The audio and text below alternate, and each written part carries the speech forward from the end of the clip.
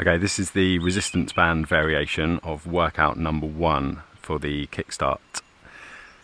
First things first, warm up. You're going to do 2 minutes. If you've got a cardio machine or a bike or something like that, then definitely use that. You can run up and down the road, or you can just run on the spot for 2 minutes. It's just to get your heart rate going. And then first thing we're going to do is shoulder circles. So you're going to do 10 this way. And you can get bigger and smaller, and then 10 this way. Then you're going to do 10 lunges on each leg.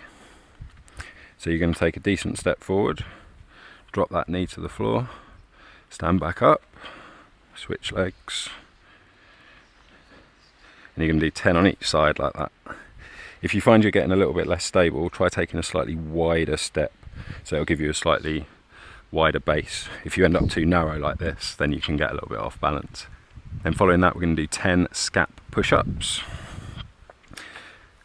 So you're going to get into a high plank position like you would for a normal push-up, but instead of bending your arms, you're going to let yourself go forward by relaxing your scapula and letting it come close together, and then push up and round it there.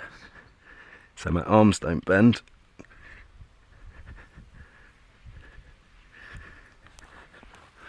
And you're going to do 10 reps like that for the warm-up.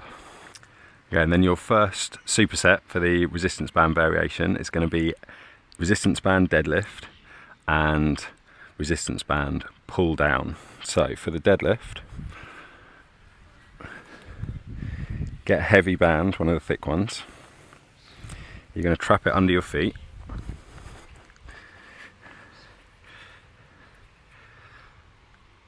And then in that bottom position there, I want you to make sure that your back has a nice neutral position. So I don't want any rounding of the back like this. You can bend your knees to get down to that position. If you need to use a lighter band to start off with, then definitely do that. And the start of the movement is going to come from my legs. I'm driving the floor away until my hands get roughly to my knees. And then I'm going to straighten up. And on the way back down, it's the reverse. So my bum's going to go back first. I'm going to hinge over until my hands get to my knees. And then I'll bend my legs to release that tension. So drive off the floor. And then straighten up, squeezing your glutes there. Hinge back. Hands get to my knees. Bend my legs. And the superset for that is going to be a pull down, or I'm going to show you an alternative if you haven't got anything to hook it up to, if you're outside like me. So the pull down, you can hook your band over something. Some of the sets come with an attachment that you can put in a door and hook up to a door. And you can add handles here, and you would literally, if you imagine this is strung up, I'm pulling it down, I'm initiating the movement with my back muscles, not with my arms. So the first part of the movement comes from my back, and then I'm going to pull down, hold a little squeeze here, and then control the way back up. If you don't have that, you're going to sit on the floor,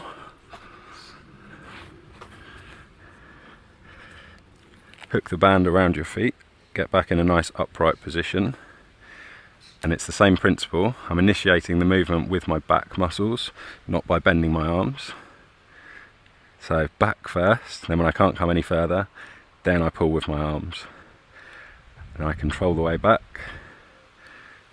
Let it take you all the way forward. Use my back muscles, and then pull with my arms. Okay, and the next superset is going to be resistance band squats and resistance band shoulder press. So squats first. There's a couple of different ways you can do a resistance band squat. My favourite is to hold it here as if I was doing like a front squat. The other alternative is you can put it across your shoulders. I just find it a bit uncomfortable, and I don't like it when it slips up onto my neck. But if you prefer that way, you can, but just don't hang the band around the back of your neck. So I'm going to do my favourite version. So I'm holding a good bit of tension in the band there. Come down, and then squat back up. You can also switch this for bodyweight squats if you want to, or in the bodyweight version it's lunges, so you could switch it for lunges as well, 10 on each side.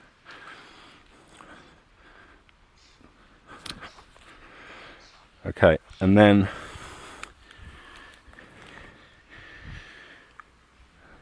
for the shoulder press, a couple of options again. You can do one arm, so you trap it under one leg and press up.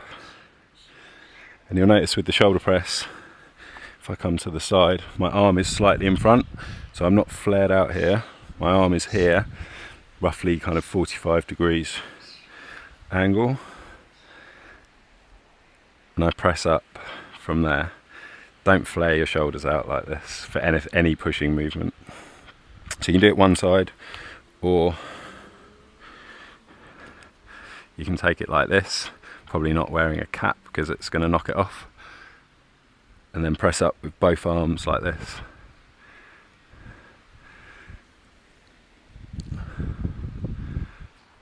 Okay, and then for the next superset, we're going to superset bicep curls with resistance band wood choppers.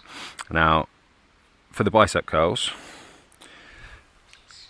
they're quite straightforward. You can just trap the band under your feet, take a grip on the band. Obviously the lower you grip it, the harder it's going to be. The more slack you give yourself, the easier it is. Take a grip and curl it up to the top. Hold there where you've got a bit of tension, and then control the way back down.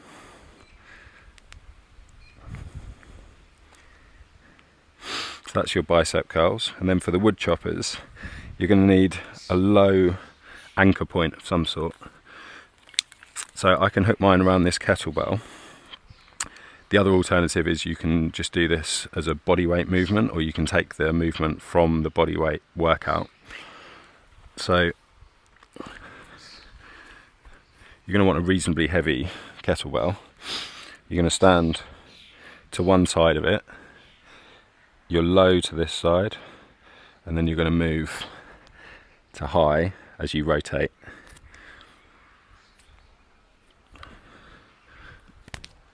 Obviously if your kettlebell is not heavy enough, it's just going to swing out, which is not going to end well.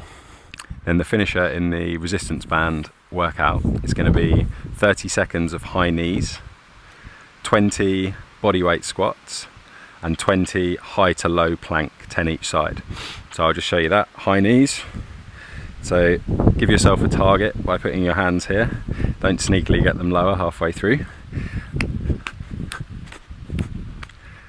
So 30 seconds like that. Keep the best pace you can. And then 20 bodyweight squats.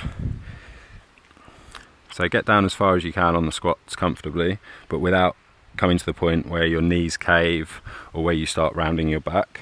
The idea is to keep your knees tracking out over your toes. And again, do these at a good pace. 20 like that. And then high to low plank. You're going to start off in a high plank position, and you're going to go one arm at a time. Put your feet as wide as you need to for stability. One arm down, other arm down, up, up, down, down, up, up. You're going to do 10 on that side, 10 on that side, so I count to 20 in total. 3 rounds of that.